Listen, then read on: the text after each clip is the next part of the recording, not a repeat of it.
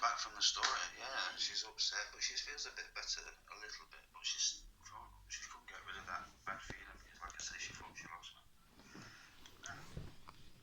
Things get a little better. She thought she was a little better. She did. She thought she was a little better.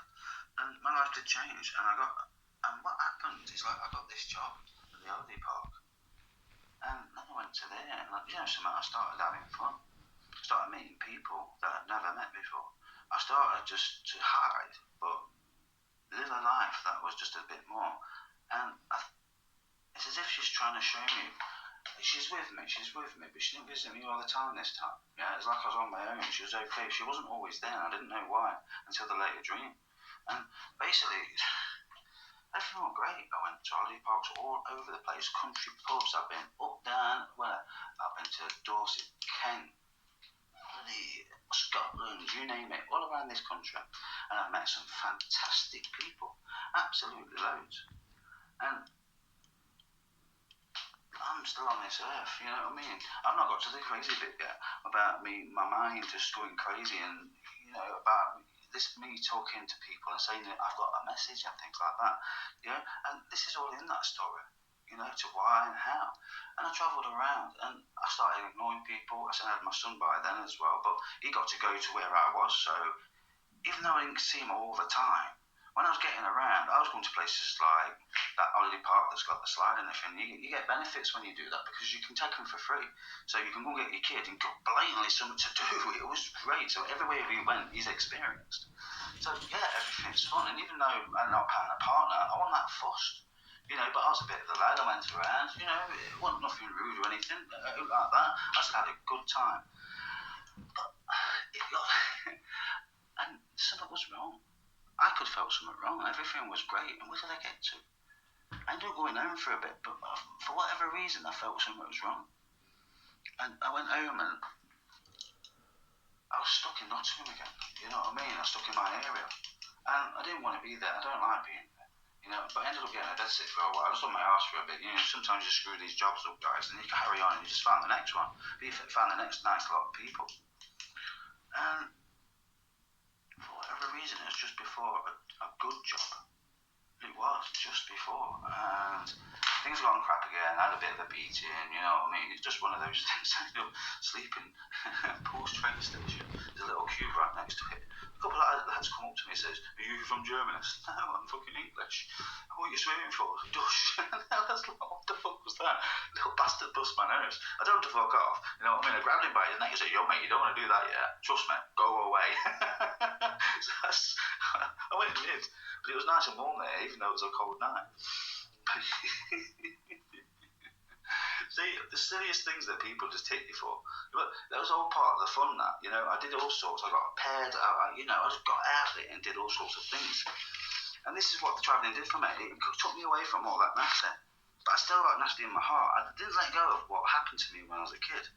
But yeah, I'd lost her, and I was thinking, and I did, I felt like I'd lost her. As if, because she was upset, my life wasn't going too great. Not because I wasn't seeing her, she wasn't seeing me, and for whatever reason, I don't know why she was lost. But because she was crying and she was upset, she kind of lost the will a little bit. So why have I done this? What did I do wrong? Blah, blah, blah. I can't catch this man, but this one won't wake up because he's bloody frozen. You know what I mean? And it's like, if I don't catch them, she's not going to keep me. And all she's thinking, she can't keep me. So she went a bit corrupt. She started being funny.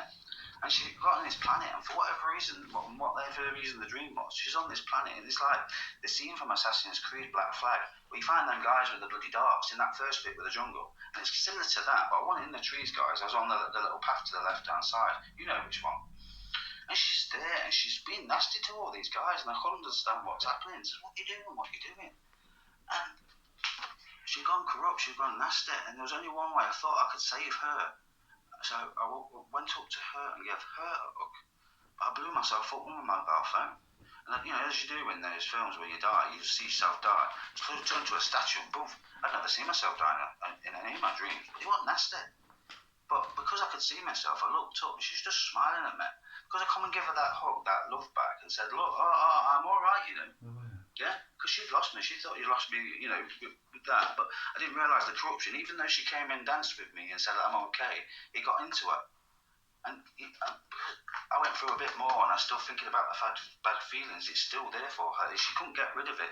It's one of those unexplainable things at the time. We didn't know what was going on. Oh.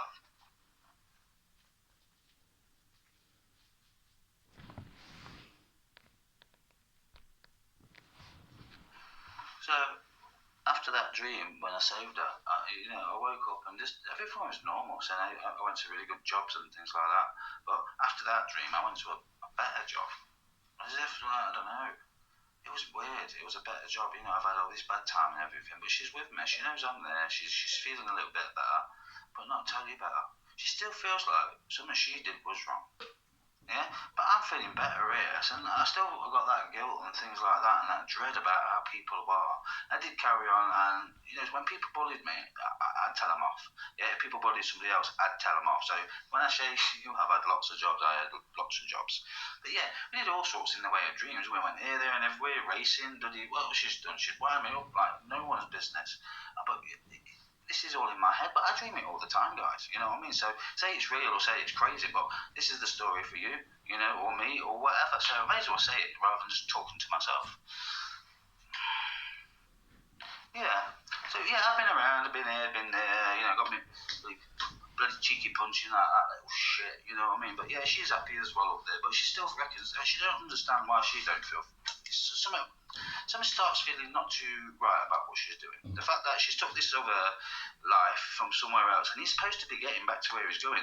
Yeah, the whole idea was to pick him up or something and just put him back to where he was. That was her idea. She was just going to put him back as if it's supposed to be that way. Yeah, so when she gets this energy from us all, her guiding light, we go to her, that sort of thing. But it didn't happen, and that's why she went to come and get me in the first place. So basically, I went to this one pub, beautiful pub, and I'm not going to mention the area, but I'm going to tell you, it was in Surrey. But it's money in Surrey. It's a nice place, and everyone gets on. But they've all got cash, guys. You know what I mean? But so it wasn't because they was at the top or anything else like that. There was just nice people. Now, I've had dreams about places where people have been nice and things like that, and this is way before I even got to this place. And it was just absolutely fantastic. I rocked up after being beat up, and that was the night I got beat up. Yeah. And I rocked up to this new job. Says, "Can you work with the day?" I says, "No, mate, I knew we were going for sleep." So, okay, fair enough. So I started that shift. And this is where things started changing for me. I found a bit of good in the world, and even though I've had a lot of nasty in my time, yeah, I started to see the love. As soon as I stepped on into that place, yeah, after that training, it was just something different. Just a normal area, just the same sort of people living the same earth, and they, started the life the same as us. But they had that little bit of a chance because people love them, yeah. And God, the angel's happy, I'm happy, yeah. And like I say, but she's got her little bit of pain in her heart, and I've got my pain, okay. But what's to come later to me, I wouldn't even know what had happened, and it happened because of this one girl. And it was mad. I was adamant then, I'm never going to get in a relationship, ever, right? I've been single by that time for over 8-9 years. I'd had enough. I've seen my guardian angel. She's telling me to hold on, you know what I mean? So I'm thinking, screw it, So yeah, I've gone and cuddled a few ladies when they want to cuddle, give them a kiss, had a dance, done whatever. I've been all over. She's seen me do that, But she never got jealous of that. Not like when she got angry when I got married and stuff. So yeah, I'm living my life down here. She's happy. She's seeing the nice dreams. She's coming to visit me. So we're both happy for a bit. It's great. And something happened later, and I broke my heart so bad that it brought the nasty back in one fell swoop. But not just the nasty of what I've done. I started looking at history and the world and the way it is, and I've seen it all my life. I've dreamt all my life. And I felt I had a message for people. But I didn't know this until I'd met this person. Yeah, this person I'd never met in my life. And something happened to her that made me spark and just gave the dread into my body again. But back to the story. Yeah, but I'm in this place and everything else like that. And I've started to meet people. I'm starting to, millionaires, bloody people that's got money in it. And they are nice. So it's not the people at the top that's not nice. It's the people that are trying to run everything and are not being very nice. Yeah, so there's loads of beautiful people out there that treated me with respect. I saw that I had a caravan in the back of the. I wanted my own space, and it was battered, and it was crap. They had a hole in the floor, the lot. So I fixed the hole. They let me say, "Oh yeah, you can live in that. You're right, okay. You carry on, mate." Oh, fair enough. So I started to do all that, and everyone gave me stuff. Oh, you want this? Do you want that? And I had a lovely caravan. Even though it was battered, I was like, yeah, this is one of the best times I've had for a long time. Yeah, and so you start meeting people. And my boss laughed at me one night. Says, "Oh, Sarah's back." Oh, okay, fair enough. Didn't think anything of it. Okay, fair enough.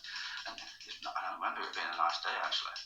I tell you what, this lovely, lovely girl come walking through the door, and it's one of those where just one of those beautiful people that she was so kind and nice. I can't explain it to you. She was absolutely fantastic, this lady. And she'd come in, she got lovely blonde curly hair, yeah, and she just gave me the nicest smile ever. And I tell you what, I did fall in love with that smile there and then. But I didn't fall for her then.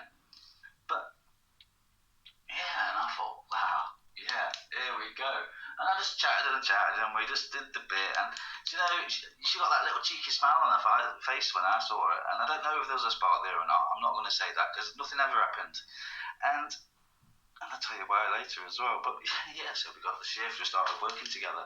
And I think it got to the second shift or something like that. And she says, "I just don't pick date people at work then." I said, "Okay, fair enough, whatever." You know what I mean? I was just happy to work around her. But then she started taking me out places, you know what I mean? So we went and played golf, and we went mountain boarding, and we went sledging, and I busted my bloody legs. I jumped up this stupid frigging tree on this surf thing. You want a surfboard? It was a little skimboard, yeah. And we put it on the thing on the snow, but the canal's at the bottom. So instead of me jumping up, so we didn't go into the canal. But I went shooting up the bloody tree, didn't I? It went that fast. I busted my leg that day. Oh, really cool. But yeah. We started doing stuff, but she did something to her. And we went out one day, it was just using the golf, and in the pub they was having like a charity do. So they're all playing golf, so everyone that's not had golf lessons, they all went to practice so they can do this charity do that they wanted to do. I'd stayed behind the bar, I would have loved to go, but I started playing golf, and I'd never been anywhere properly. Never had a relationship with someone where you just make friends. No, just a girl. There was nothing there between us at that point. Uh, So we went and played golf. We didn't play golf at this one. We did the driving range. Yeah, and she wanted something to wear, you know, for the golf do and all that. So she was getting ready, I was doing a bit, and I said, and we were in the section where you do the discounts at the corner. It's right at the corner of the golf shop. And she found a skirt. Ooh, it's not my size. Oh, I get in for it. It's £6. And she went, "Oh, that'll do." Okay, fair enough. So I'm just doing my bit. I'm waiting for a friend just to get changed. And I'm like, okay, fair enough. And I'm looking at golf clubs and whatever you do in the golf shop, blah, blah, blah. And she's come out. Wow. Bloody wow. This skirt was so, not even naughty. It was just, she just looked so beautiful in it. But instead of just saying, "What do you think, Dan?" and just showing me the skirt, what she's done, I'm facing the opposite way. I'm doing my bit. And then when she says, "What are you doing, Dan?" I don't know if she did it on purpose or not. But she turned around and she put her bum out a little bit, and she just gave me that glint in the eye, and the hair was there and everything. I tell you what, wow, that sight, that minute, that bloody rush through my body was fantastic. It was like, no. I can assure you, girl, the guy that was in front of you that day may have been skint, but I was not gay. It was like somebody had got all my nerves and everything and put him in a line and just went boom with a bass guitar or something. And I was like, yeah, you look alright. I was trying to, for whatever reason, I just didn't go, "Fucking hell, girl, you're attractive. What the bloody hell are you doing that for?" But yeah. And I can remember there being a mark from, because it had a flood or something like that, and the roof was leaking, but I was above that. And I looked at it, and I was thinking at the time, I was like, is that my brain? Have I just exploded or something? Because it felt like it. Wow, what a rush that went through my body, guys. If you've never been in love, if you can imagine that right there, right now, the sexiest person, beautiful person you've ever seen in your life, and it was just like, bang. And I fell in love right there, right then. But at the same time, because I had that nastiness in my body, it wasn't straight away. I enjoyed the moment. I did enjoy the moment. You got to understand, guys. This girl was beautiful. She was nice. She was nice to everyone, not just me. And I fell in love with that beauty of what she could offer as a person. Yeah, I've honestly never met anybody as nice as this lady in my life. And you know, we're having fun. My guardian angel seeing me having fun. She's thinking that's wicked, but then she starts thinking. And she's starting to think to herself what she might be doing wrong because she stole me in the first place from that other body, from that other world. And it's like, okay. Yeah, but yeah, we're driving along. She had a lovely car, bloody S2000. Right, her hair's blowing along. Guys, you don't understand. You've never had this sort of thing in your life. You've got this beautiful woman in a bloody sports car, and she's whipping around. She's had proper driving lessons or something, you know what I mean? So when she's driving, she's proper rallying. It's like, yeah, I mean, you don't give me a car. That was just fantastic. It was brilliant. Yeah, I can't. You know something. That bit's true. So you understand. There's a bit of true in the story, but yeah, that bit was true. And yeah, we got back to the pub because I thought of my life and I saw how beautiful this woman was, how kind she was. She's never been through that. And I did something daft when I got out of the car. Nothing naughty or stupid or like that. I'd already known, even though I'd fell in love with her. As soon as I know I can have her, guys. Because by the time we got back to the pub, I thought if she knew what I've been through, all the dread and the horribleness is in my stomach, and all the nastiness I've got in my body, just due to the way I've brought up and how people have been treated in this world. Because I see it all, guys. But I don't want to put that on the story, but there and then, even though I loved her, I know I couldn't do anything. And the only way I could rationalise it, not... Because if I touched her or kissed her or something like that, I knew I'd just gone crazy. I should have just left, to be fair. But I liked the place. I didn't want to leave. I found my happy place for a while. Yeah, these beautiful people all treat me with respect. You know what I mean? You're having a laugh and it's great, and your son's seeing all that. You know, I'm so sure he grew up really well. Not his mum's a good mum. Yeah, fantastic she is. She's a good lady. But these people help with that because he played, he met new people. It was fantastic. You know, the way it should bloody be. But yeah, fantastic place. But yeah. And she went to give me a kiss. They do it there. I wasn't used to that. They give you a bit of a kiss and a cuddle. I kept bloody jumping and bloody pulling away, and I did it to her. I don't know if she thought I didn't like her. I did it like she's got something wrong with her, like a disease or something. And even I felt that when I did it. And then you get out of the car and you think, why the hell did I do it that way? And I did, I shuddered. And I put a little bit of nasty into me. Yeah? But my guardian angel was looking at that. She's thinking, and she's starting to get an idea. You know what I mean? And she didn't know what it was, what it is. And we'll tell you about that bit later, but yeah. So we worked together for almost 6 years, guys. And every day I looked at her, and every day I saw her, she was always nice, she was always kind to everybody else. I seen her with other guys. You know these Beyonce songs? Yeah, girl, I could sing them to you all day long. I was gutted that I couldn't say nothing because I felt so worthless and like a piece of shit when I was a kid. Yeah, that I couldn't just say to that lady, I love you. Because I didn't want her to know and have any sort of nastiness in her heart from what she heard about what happened to me. I didn't want to do it. I didn't want that beautiful person to think, oh my God. Be it if she would have loved me or not, I believe she would. She could have changed my life, guys. She's so clever. She was blonde, she was beautiful, and she's clever. She come up with her own business like no one's business. I definitely 100% admired this woman. I loved her just as much when I left as I do right now. And I've not seen her for time. Absolutely time. And, yeah. Things started going bad again. You know, the boss passed away. A good guy, looked after me, and he really did look after me, this guy. It's like, he just had his little bit of knowledge and wisdom, but he understood my pain, he understood my crap. Yeah, all the rest of them, yeah, they've had good lives, and it's brilliant. And like I say, you see things there and everything. And it was great being next to Sarah, but there's another thing there that got me. Really got me. And because you're seeing all this and you're not used to it, especially within the first moments of me being there, within the first year and that, I think it was in, yeah. And basically what it was, I'd be on the bar, it was quiet. There's one guy who always comes in with a dog Ralph and everything, yeah? And he's got his kids. And you know something, those kids were bloody lovely, a nice curly hair, you know, they're not stuck up or like that, they're not being treated to trample on each other. They're just being loved, and he's playing with the dad, the mum's there and everything, they're all giving each other a cuddle, having a right laugh, tickle and all that sort of thing, you know what I mean? And I stood there, and I was like, all of a sudden, this thought of just sorrow in my heart. I can't even describe it. I had to walk away. My cellar was right behind me, and I could just walk into there if I just wanted to go and chill out, because I always get quite hot. I went into the cellar, guys, and I cried. And I cried. To the point I couldn't stop crying. I had to hit my head on the bloody side of the door. I fucking headbutted it and pretended I just fell over, just to stop myself from crying, or just make it look like I bloody hurt myself on purpose, guys. And I remember doing that.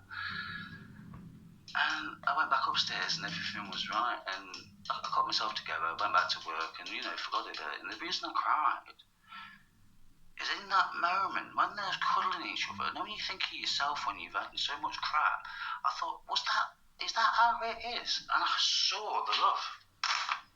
I saw the love, that one love, the song that guy was talking about, one love, within this family. And it was beautiful, and it broke my heart thinking, is that how I could have been? Could I have had a life like that?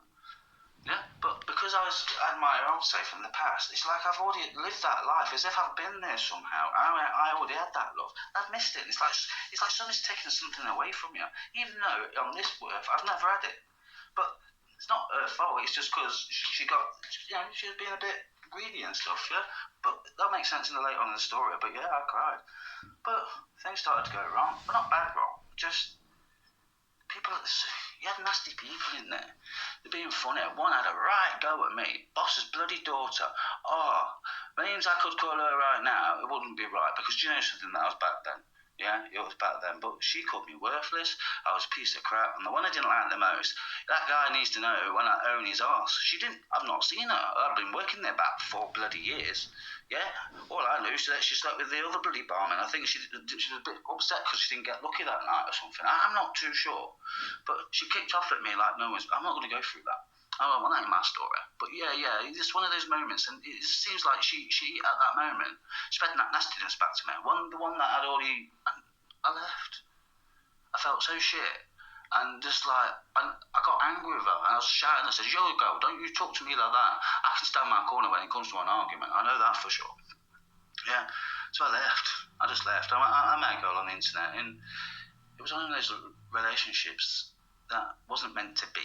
We just put ourselves together. She's had her problems, I've had my problems, yeah? It was one of them. We put ourselves together. I did come back a little bit after that, but I just winded myself up. But my boss got ill, Paula, and he ended up passing away in the end, you know what I mean? And I did try and come back to helping, and that didn't freaking work out. This stupid bloody woman that lived in Africa, who thought she owned a load of people, she could tell how nasty her ways was, because she just bossing me around all over. I'm doing fucking 16, 17-hour shifts. I'm earning like £600-700 a week. You know what I mean? I'm doing all the jobs. She wants me to do the books. She wants me to do this, and I'm like, she's just using me. Just using me all the time, just to run me into the ground. So I started getting back into the old ways of just feeling like dread and horrible and stuff like that. But I've got a new family now. So at the point I knew I had to leave behind what I liked so much. But yeah, it got more horrible and more horrible. Even, the guy that was helping, the other boss of mine, you know what I mean? He got shafted by people that should have helped him. He had this pub and he was stuck with the pub, right? And the dad left him some money. John had a good life and everything, and I know it's shit when he left. But he was a good guy. So that guy's definitely gone to wherever, that nice place he ever wants to be. He's gone and joined his guardian angel, his guiding star. She's already caught him, because you know something, the guy deserved it. He looked after me big time. I'll always thank him for that. And I talk to that guy all the time, regardless if you think I'm a nutter or not. Yeah. But yeah, back to the story. Yeah, so with this girl, she got pregnant, so we've tried to live in Blackpool. It didn't work out too well, Blackpool's a lot of unemployment and stuff, and this is another thing where I'm starting to see things where people are just, you've gone from one nice area, and there's nothing wrong with Blackpool, but what they've done is to try to just stuff people in areas where they're down on the luck. They're like me when I was before I started travelling, and they're all just being naughty and nasty. And sometimes you can tell they're just stressed and things like that. And so we're going back, and things are starting getting bad again. I'm going back to the nastiness and stuff like that. And I've just plodded along. Nothing's ever been really bad since then. I've kept out of the way. I keep myself normal. I didn't really have any bad turns or anything. Everything was going along. We're trying to get the relationship going. It wasn't working out, but we sorted it out in the end. But the relationship wasn't working out. But both of us have got our children. We're hugging them and doing what we can. And yeah. Yeah, but in the end, but my ex-partner, my children's mum, she had bad things happen to her, yeah? And you need to hear my other stories too. You know, I'm not mentioning her story, I never do that. It's only my own guys, you know? And it didn't work because both of us had a mental health problem. I never even knew mental health. I reckon I've had a mental health problem since I was 5 years old, guys. Yeah, they say it like this now and all that stuff because it was that bad. It was the bad if you heard the other story.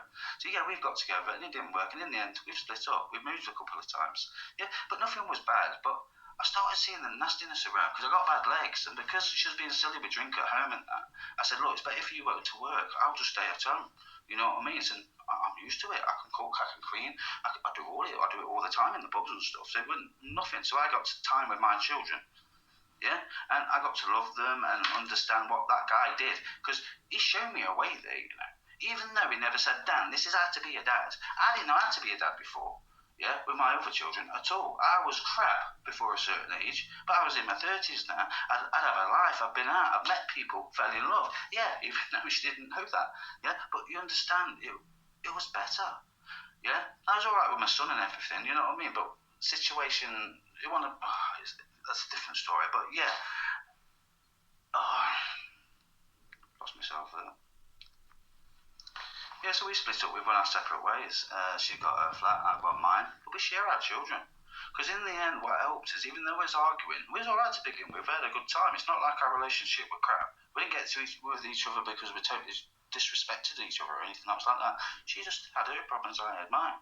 I thought I was alright with mine, to be fair. I kind of put it all to bed, just locked it all away in that cupboard. You know, even that feeling of me loving that girl, I just locked it away. Because I didn't cuddle her or anything, you know. Every time she tried to cuddle me and kiss me and things like that, and even if it was just goodbye, I pulled away every time because I didn't want her to get close because I knew full well if I was to cuddle that girl, yeah, I wouldn't want to let go. It would have killed me then. So I just watched from a distance. I did. And my guardian angel's upstairs, she's getting that same thing. Yeah? She's like, I love this person in front of me, the one in cryostasis, but it doesn't feel right, you know what I mean? So what's it from her side of point of view? You know what I mean? She's never met me properly or like that, so why is she feeling this sorrow of what's in my heart? And